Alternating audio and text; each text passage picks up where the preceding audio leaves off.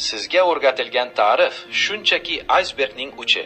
Biz buyuk deb bilgan Amir Temur, Alisher Navoiy va Bahouddin Naqshbandiy kabi dahollarning ortida aslida bir guruh parda ortidagi boshqaruvchilar turganini bilarmidingiz?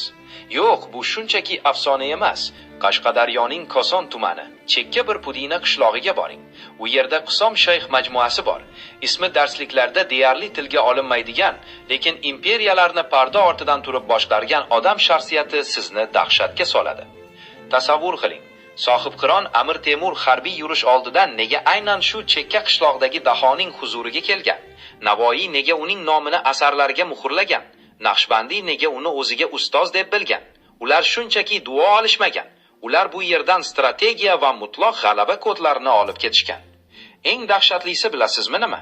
Biz bugun tasavvufni faqat tinchlik deb o'ylaymiz, ammo Qisom shayx dunyo xaritasini o'zgartirgan siyosiy va ruhiy manipulyatsiya ustasi edi. Uning Pudinadagi xonqohi o'sha davrning maxfiy tahlil markazi bo'lgan. Tarix sirlarini ochish vaqti keldi. Siz bu joy haqida eshitganmidingiz? Izohlarda yozing va parda ortidagi haqiqatni bilishi kerak bo'lgan do'stingizga yuboring.